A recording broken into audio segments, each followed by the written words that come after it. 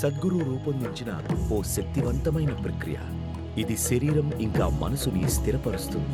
అలాగే నిద్రలేమి లేదా నిత్యం భయంతో ఉన్న వాళ్ళకి ఉపయోగకరంగా ఉంటుంది. ధ్యానలింగంలో ప్రతి నెలా జరిగే ఈ ప్రక్రియ ఆన్లైన్ వెబ్ స్ట్రీమ్ ద్వారా కూడా అందుబాటులో ఉంది. మీ ఇంటి నుంచి పంచభూత క్రియలో పాల్గొనండి. isha.sadguru.org/pbk వద్ద రిజిస్టర్ చేసుకోండి. మీకు టెన్షన్, ఆందోళన అనిపిస్తుంటే, మీ సొంత మేధస్సు మీకు వ్యతిరేకంగా మారినట్టు, అన్ని మానవ అనుభవాలు లోపల నుంచే వస్తున్నాయని అర్థం చేసుకుంటే మిమ్మల్ని మీరు పరిపూర్ణ వ్యక్తిగా ఇంజనీర్ చేసుకోకుండా ఎలా ఉంటారు? ఇన్నర్ ఇంజనీరింగ్ అంటే మనుషులుగా మనకున్న అన్ని సామర్థ్యాలు మనకు అనుకూలంగా పనిచేసే స్థితికి మనల్ని తీర్చిదిద్దుకోవడం. ఇన్నర్ ఇంజనీరింగ్కి రిజిస్టర్ చేసుకుని 7 స్టెప్పుల్లో ఆనందంతో నిండిన జీవితాన్ని సృష్టించుకోవడానికి మిమ్మల్ని మీరు శక్తివంతం చేసుకోండి. మీలో చాలా మంది ఆకలి ఎలా ఉంటుందో ఎరగరేమో. 2 రోజులు తినకపోతే ప్రాణం మన చేతుల్లోంచి జారిపోతున్నట్టుంటుంది. కాబట్టి అన్నదానాన్ని ఆహారంగా చూడొద్దు, అది జీవం. మాతృత్వంలో అత్యంత ముఖ్యమైన విషయం, తను నిరంతరం మీకు అన్నదానం చేస్తూనే ఉంది. తను ఆ ఒక్కటి చెయ్యకపోతే తనపై ప్రేమ ఉండేదా అంటున్నాను. అందుకే అన్నదానం అంటే ప్రపంచానికి తల్లిగా ఉండే భాగ్యాన్ని వినియోగించుకోవడం. సహకరించడంలోని సంతృప్తిని అనుభూతి చెందండి. మహా అన్నదానానికి ఇంకా ఈశా యోగా కేంద్రంలో మహాశివరాత్రి ఏర్పాట్లకి సహకరించడం ద్వారా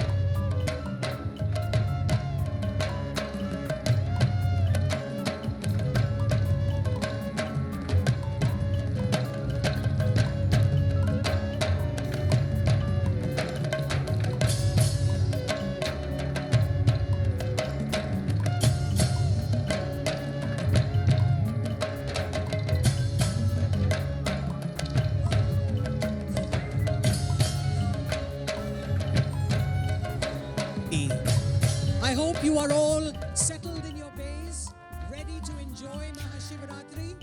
మీరందరూ కూర్చొని మహాశివరాత్రికి సిద్ధంగా ఉన్నారనుకుంటా. And while you're here, a reminder that you've got the QR code on your wristbands. Take the time now to download the Miracle of Mind app and stand by for a special announcement by Sadhguru later tonight.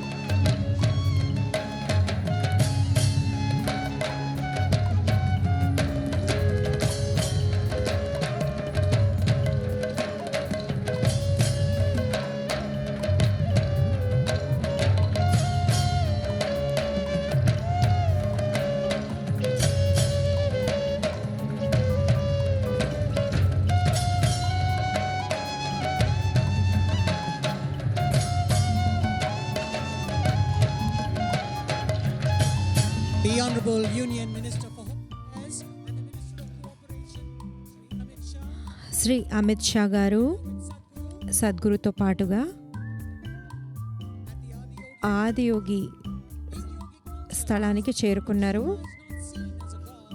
మనం శివుణ్ణి ఒక దేవుడిగా చూడము, ఆయన్ని ఆదియోగిగా చూస్తాము.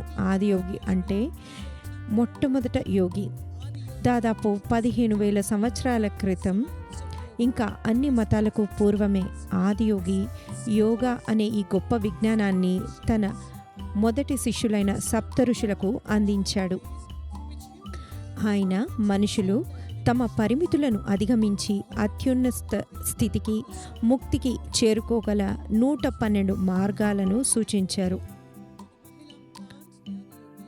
యోగేశ్వరలింగం వద్ద ఉన్న మహిళం చెట్టుకు భూమాతను ఇంకా నీటిని మన హోంశాఖ మంత్రి గారు సమర్పిస్తున్నారు. ఈ వృక్షాన్ని ఆయుర్వేదంలో ఎన్నో విషయాలకు ఉపయోగిస్తారు. ఇది దేనికి సూచకంగా మట్టిని నీటిని సమర్పించారంటే అంతరించిపోతున్న మన మట్టిని నీటిని రక్షించేందుకు ఇది ఒక ప్రతీకగా ఈ సమర్పణ చేశారు. సద్గురు మట్టిని పునరుద్ధరించాలని కంకణం కట్టుకున్నారు. ఇప్పుడు అమిత్ షా గారు కైలాస తీర్థాన్ని ఆదియోగి వద్ద ఉన్న యోగేశ్వర లింగానికి సమర్పిస్తున్నారు. కైలాస తీర్థం నీరు కైలాస పర్వతం దక్షిణముఖం నుండి తీసుకువచ్చినది. యోగేశ్వర లింగాన్ని సద్గురు ప్రాణ ప్రతిష్ఠ అనే ఎంతో తీక్ష్ణమైన ప్రక్రియ ద్వారా ఈశా యోగా కేంద్రంలో ప్రతిష్ఠీకరించారు. లింగాకు వెనకాల మీరు సప్త ఋషుల ప్యానెల్ను చూడవచ్చు. ఇది ఆదియోగి మొట్టమొదటి శిష్యులైన సప్త ఋషులను చూపిస్తోంది. మానవ దేహంలో ఉన్న 5 ప్రధానమైన చక్రాలను వ్యక్తపరిచే యోగేశ్వర లింగం సాధనను, అనుభూతులని, భౌతికానికి అతీతమైన వాటిని శోధించడానికి సాధకుడికి ఎంతో అనువుగా ఉంటుంది. సద్గురు మన చీఫ్ గెస్ట్ అమిత్ షా గారిని యోగేశ్వర లింగం దగ్గర నుండి స్టేజ్ వద్దకు వస్తున్నారు.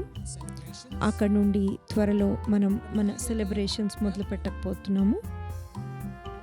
ఇప్పుడు మహాయోగ యజ్ఞం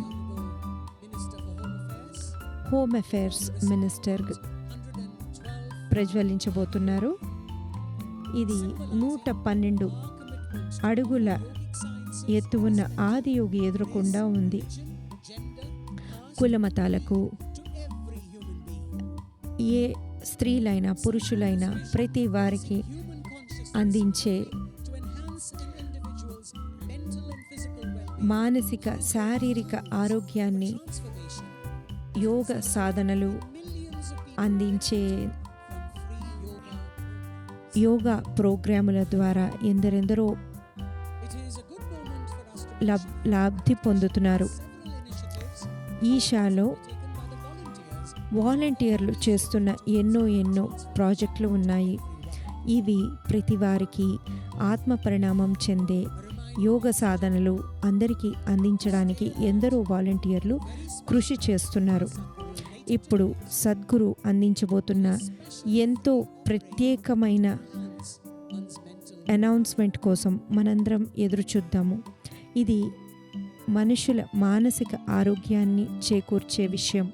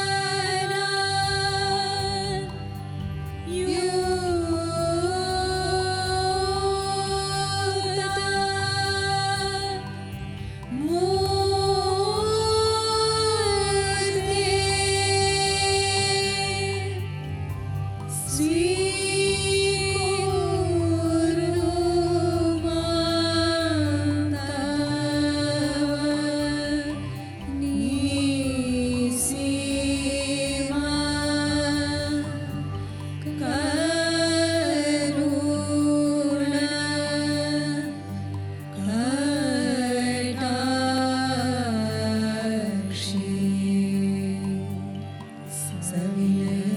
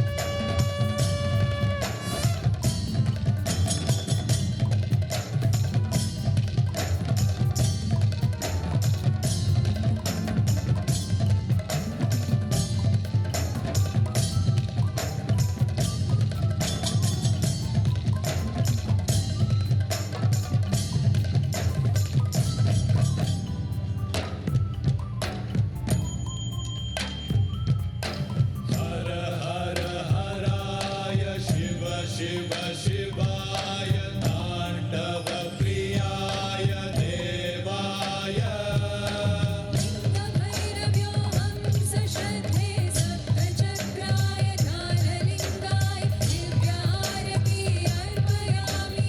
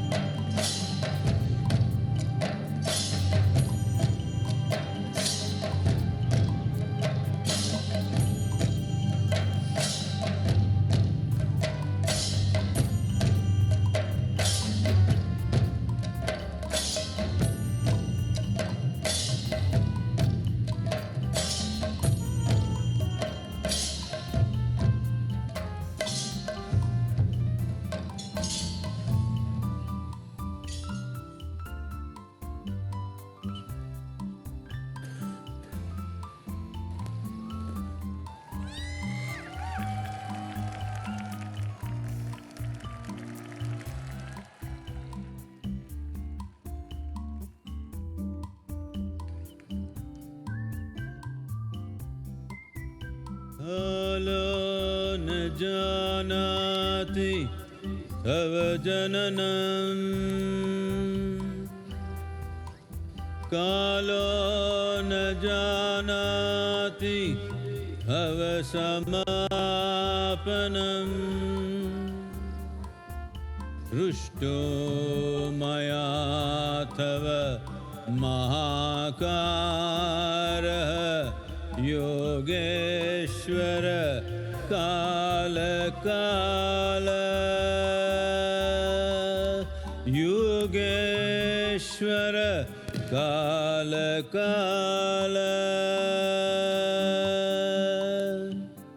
Namaskaram, welcome to Mahashivratri 2025. నమస్కారం. మహాశివరాత్రి 2025కు మీ అందరికీ హృదయపూర్వక స్వాగతం. Mahashivratri 2025 எப்படி தமிழ்ல எங்க தேம்ப இல்லையா என்ன இப்படி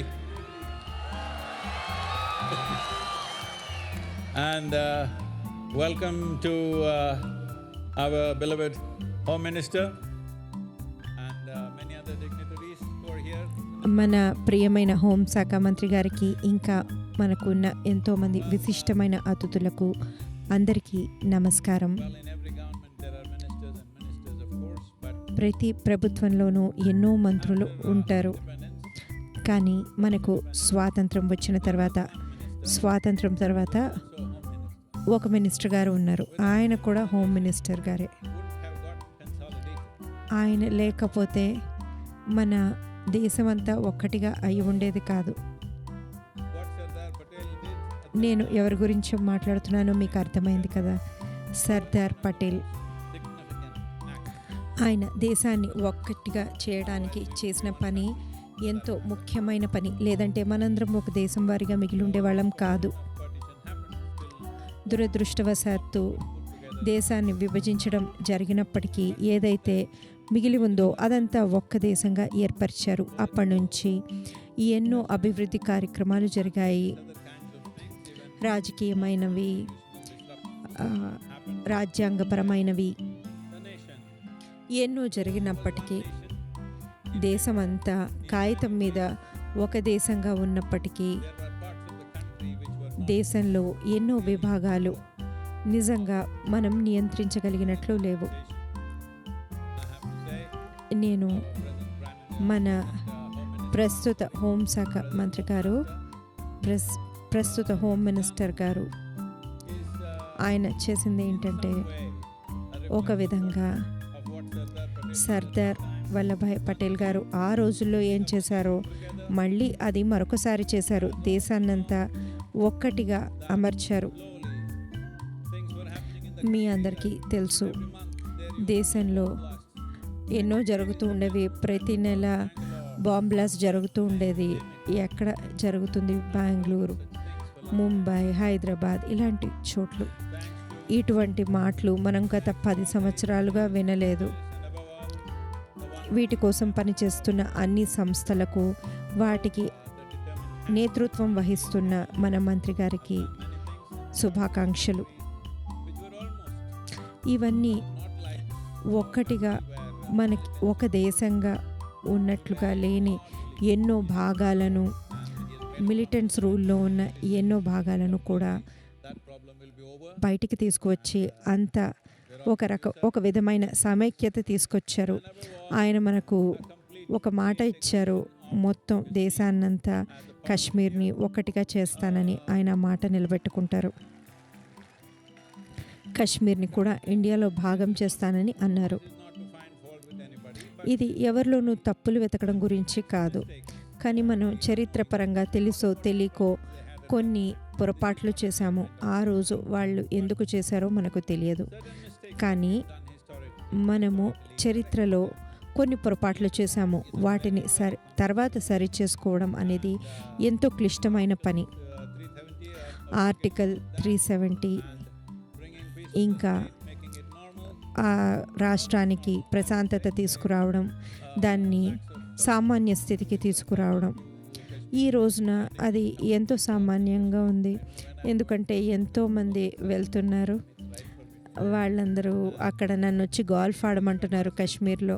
ఎప్పుడు వెళ్తానో తెలియదు, మన హోమ్ మినిస్టర్ గారు చెప్పాలి. ఇదంతా అద్భుతమా? the basic serenity and law and order in the country, ప్రాథమికమైన లా అండ్ ఆర్డర్ లేకుండా మిగతావన్నీ of spirituality, సాంకేతికత, ఆధ్యాత్మికత, విద్యా విధానాలు, ఇవన్నీ మనకి ముఖ్యమైన న్యాయ వ్యవస్థ, లా అండ్ ఆర్డర్ లేకపోతే అవన్నీ వృధా పోతాయి. దేశమంతా ఒక్కటిగా లేకపోతే ఇవన్నీ because everybody thinks you వృధా పోతాయి.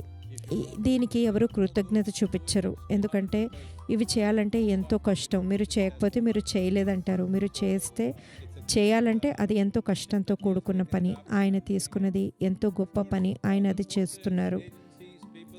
దీనికి సంబంధించిన ఎన్నో గవర్నమెంట్లు, ఎన్నో సంస్థలు ఇందులో పాల్గొంటున్నాయి. కానీ ఎవరైతే ఈ పనికి నేతృత్వం వహిస్తారో వాళ్ళను మనం గుర్తించాలి. అందుకని మా కృతజ్ఞతలు అందుకోవాల్సిందిగా మేము కోరుతున్నాము.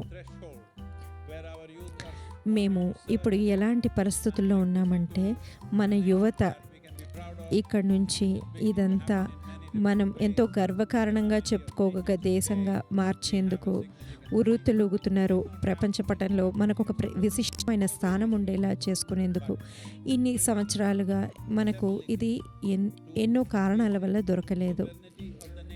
కానీ దేశాన్ని ఒక్కటిగా పటిష్టం చేసేందుకు లా అండ్ ఆర్డర్ అన్నవి దేశానికి ఎంతో ముఖ్యమైనవి. లేదంటే అది మనకు చూపించే చిత్రపటం చాలా ఘోరంగా ఉంటుంది. కానీ ఈరోజు మహాశివరాత్రి. మనం ఏ దేశానికి చెందినవారైనా, మనం ఏ కులం, మతం, జాతికి చెందినవారైనా సరే, ఇది మనుషులకు సంబంధించిన రోజు. ఈ మధ్య ఒక జర్నలిస్ట్ నన్ను ఇలా అడిగారు, నేను ముస్లిం కానీ క్రిస్టియన్ అయితే కానీ అక్కడికి రావచ్చా అని అడిగారు. నేను ముస్లింలు రావడానికి వీల్లేదు, క్రిస్టియన్లు రావడానికి వీల్లేదు, హిందువులు రావడానికి కూడా వీల్లేదు, మనుషులైతేనే రావాలి అని చెప్పాను. ఎందుకంటే ఇది మనిషి స్వభావానికి మనం చేసుకునే వేడుక. ఆదియోగి సూచించేది ఏమిటంటే మనము శ్రేయస్సు కోసం వెతుకుతూ మనం సిద్ధాంతాలు ఏర్పరచకూడదు, మనం స్వర్గాలను గురించి చూడకూడదు, మనం ఏవో క్రతువులు చేయకూడదు. మనకు శ్రేయస్సు కావాలంటే మనం అంతర్ముఖం అవ్వాలి. ఎందుకంటే మానవ శ్రేయస్సు అన్నది అంతర్ముఖం నుండి వస్తోంది. మానవ శ్రేయస్సుని మనం ఒక మాటలో చెప్పాలంటే ఈ అంతర్ముఖ శాస్త్రాన్ని యోగా అంటున్నాము. దీనికి మూలమైన వెన్నుముకను ఆ విజ్ఞానాన్ని ఆయన రూపొందించినదే. ఆయన ఏదైతే ఆధ్యాత్మికంగా ఈనాడు ప్రపంచంలో చలామణి అవుతోందో అదంతా ఆయన అర్పించిన 112 విధానాల్లో ఎక్కడొక్కడ ఉన్నదే. ఈ రోజున మనం ఇక్కడ 112 అడుగుల విగ్రహాన్ని నెలకొల్పడానికి కారణం దానికి ప్రతీకగానే. ఆయన గతానికి చెందినవారు కాదు, ఆయన వర్తమానానికి, భవిష్యత్తుకి ఒక వాగ్దానం వంటివారు. మన మానవాళిలో మొట్టమొదటిసారిగా చాలామంది ఇప్పుడు వారికై వారు ఆలోచించుకోగలుగుతున్నారు. లేదంటే పూజారులు, పండిట్లు, మసయాలు వీళ్ళందరూ ఇతరుల కోసం ఆలోచించి చెప్పేవారు. ఈ రోజున ఎందరో వారి శ్రేయస్సు కోసం వారే ఆలోచించుకుంటున్నారు. ఇలాంటి పరిస్థితుల్లో ఆయన ఎంతో ముఖ్యులు, ఎంతో సందర్భోచితం అవుతారు. ఎందుకంటే ఆయన తర్కపరంగా సరిగ్గా ఉంటారు. ఇంతకుముందు తరాల వారు ఆయనకు సిద్ధంగా లేరు. ఇప్పుడు ఇంకా రాబోయే తరాలు ఆయన నేర్పినవి, ఆయన బోధనలకు, ఆయన ప్రసరించిన వాటికి సిద్ధంగా ఉన్నారు. ఆదియోగి మన దేశంలో ఎన్నో మూలల రాబోతున్నారు. ఇప్పుడు మనం బెంగళూరులో మనకు ఒకటి ఉంది. కర్ణాటక నుండి వచ్చిన డిప్యూటీ సీఎం మనతో పాటు ఉన్నారు, శివకుమార్ గారు. ఇంకా ఎందరో వచ్చారు. బెంగళూరులో ఇప్పటికే అది వచ్చింది, ఇంకా ఎన్నో చోట్ల రాబోతోంది. ఇది ఏదో అలా ప్రతిష్ఠించడం గురించి కాదు. ఇది ఎందుకు అంటే మానవ శ్రేయస్సుని అందించడం కోసం, మానవ శ్రేయస్సును ఒక సాంకేతికతగా, ఒక శాస్త్రంగా అందించడం కోసం. ఇది ఒక శాస్త్రపరమైన సాంకేతికత. మానవ దేహం అనేది ఎంతో అధునాతనమైన యంత్రం. ఈ శరీరం, ఈ మనస్సు అనేవి ఎంతో క్లిష్టమైన సాంకేతికత. మీకు ఈ రెండు అర్థం కాకపోతే మీకు శ్రేయస్సు అన్న మాటే లేదు. అందుకని no matter మీరు ఎవరైనా సరే, what religion, మీరు ఏ మతానికి, జాతికి, మీరు దేనికి చెందిన వారైనా సరే, మీరు మనుషులైతే చాలు. ఇంకా మీ వెన్నుముక నిఠారుగా ఉంటే మహాశివరాత్రి మీకు సందర్భోచితమే. ఆదియోగి, యోగ శాస్త్రాలు ఇవన్నీ మీకు పరిపూర్ణంగా సంబంధించినవే, సందర్భోచితమైనవే. Odyssey, you know that. ఇవాళ మనకి ఇక్కడ రాత్రంతా వేడుక, రాత్రంతా పండుగ ఉంటుంది తెలుసా. ఏంటి అప్పుడే నిద్రపోయారా ఏంటి? Yeah, I want to see some life. What is this? Full night. మీరందరూ అప్పుడే నిద్రపోయారా? కాస్త కేరింతలు చూపించండి. Someone from United States, a prominent person, was asking me, Sadhguru, how is it? US నుంచి వచ్చిన ఒక ముఖ్యమైన వ్యక్తి, అది ఎలా సాధ్యం, రాత్రంతా వాళ్ళు ఎలా ఉంటారు అన్నాను. నేనేమన్నానంటే 12 గంటల పాటు జరిగే కార్యక్రమం ఇదొక్కటే. అన్ని రకాల వారు, అన్ని చోట్ల నుండి, ఎన్నో దేశాల నుండి, Where there is a party, where there is ఎక్కడైతే ఒక no drug, పార్టీ, ఇక్కడ ఎలాంటి మద్యం లేదు, ఎలాంటి మాదక ద్రవ్యం లేదు, కాకపోతే అందరూ శివుడిని తాగేస్తారు ఇక్కడ. అలాంటి పార్టీ ఇక్కడ మాత్రమే జరుగుతుంది అని చెప్తున్నా. like what? Hello?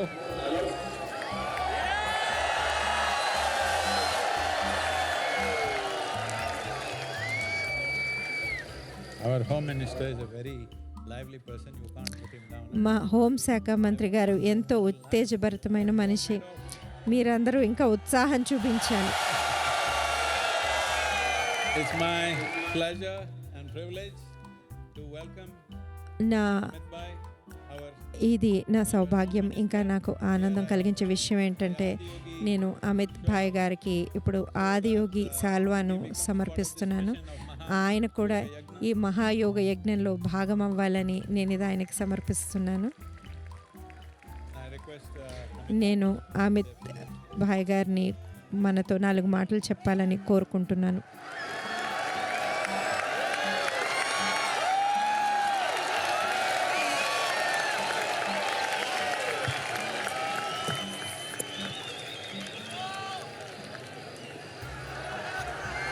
मित्रों, सबसे पहले मैं विश्व की सबसे पुरानी भाषा तमिल में बात नहीं कर सकता हूं, इसलिए आप सबसे क्षमा मांगकर मेरी बात की शुरुआत करना चाहता हूं.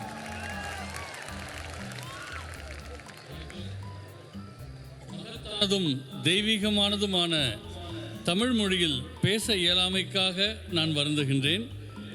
அனைவருக்கும் மனம் நிறைந்த மகாசிவராத்திரி నేను நல்வாழ்த்துக்கள். అతి పురాతనమైన తమిళ్ భాషను మాట్లాడలేకపోతున్నందుకు చింతిస్తున్నాను. के चरणों में प्रणाम करता हूं और मैं आज मनपूर्वक सदगुरु के चरणों में भी प्रणाम कर कर मेरी बात की शुरुआत करता हूं. ஆதியோகியின் திருவடிகளுக்கு என்னுடைய வணக்கங்களை தெரிவித்துக் கொள்கிறேன். சத்குரு அவர்களுடைய திருவடிகளுக்கு என்னுடைய வணக்கங்களை தெரிவித்துக் கொள்கின்றேன். आप सभी को महाशिवरात्रि की बहुत बहुत शुभकामनाएं. మహాశివరాత్రిயில் మీ అందరికీ మహాశివరాత్రి శుభాకాంక్షలు. मैं अपने आप को बहुत सौभाग्यशाली मानता हूं कि आज सदगुरु के निमंत्रण पर मैं यहां आया. मुझे आदि योगी के दर्शन हुए. महाशिवरात्रि में महादेव की महिमा के महापर्व में शामिल होने का मुझे मौका देने के लिए फिर से एक बार सदगुरु जी का बहुत बहुत धन्यवाद. సద్గురు సద్గురు గారు నన్ను ఇక్కడికి ఆహ్వానించడంతో నేను ఈనాడు ఇక్కడికి వచ్చాను. ఆదియోగి దర్శనం చేసుకున్నాను. మహాదేవుడి ఎంతో అద్భుతమైన మహాశివరాత్రి వేడుకల్లో నేను పాలు పంచుకుంటున్నాను. ఇందుకు గాను సద్గురు గారికి ఎన్నో ఎన్నో ధన్యవాదాలు. आज पूरे देश में सोमनाथ से केदारनाथ, पशुपतिनाथ से रामेश्वरम और काशी से कोयम्बतूर तक पूरा देश शिवमय हो चुका है. இன்று ఇవాళ దేశంలో అన్ని చోట్ల సోమనాథ్ నుండి కేదార్నాథ్ వరకు, పశుపతినాథ్ నుండి రామేశ్వరం వరకు, కాశీ నుండి కోయంబత్తూర్ వరకు దేశమంతా శివుడి అనుగ్రహంలో మునిగిపోయింది. सदगुरु जी, आज ही प्रयागराज में महाकुंभ समाप्त हो रहा है और आज यहाँ कोयम्बतूर में भक्ति का महाकुंभ मेरे सामने मुझे दिखाई पड़ रहा है. ప్రయాగరాజ్లో ఇవాళే మహాకుంభమేళ ముగిసిపోతోంది. ఈ రోజున కోయంబత్తూరులో నా కళ్ళెదురకుండా భక్తి అనే కుంభమేళ నా ఎదురకుండా ఆవిష్కారమైంది. शिवरात्रि सिर्फ एक पर्व नहीं है, आत्म जागृति की रात्रि है. जब समग्र ब्रह्मांड शिवमय हो जाता है तभी शिवरात्रि की अनुभूति कर सकते हैं. మహాశివరాత్రి కేవలం ఒక పండుగ కాదు, ఇది ఆత్మజ్ఞానాన్ని పొందేందుకు ఒక రాత్రి. ఏదైతే శివుడి ఉపస్థితితో శివుడి అనుగ్రహంతో ఉంటుందో అటువంటి రాత్రి. और पार्वती का मिलन का दिन है. आज ही शिव और जीव के मिलन का रास्ता भी प्रशस्त होता है और मोक्ष प्राप्ति का रास्ता भी आज ही भक्ति के माध्यम से खुलता है. ఇవాళ శివుడు పార్వతి ఒక్కటైన దివ్యమైన రాత్రి. అలాగే శివుడు ఆత్మతో ఒకటయ్యే రోజు కూడా జీవాత్మతో ఒకటయ్యే రోజు. ఇది ముక్తికి మార్గం చూపించే రోజు.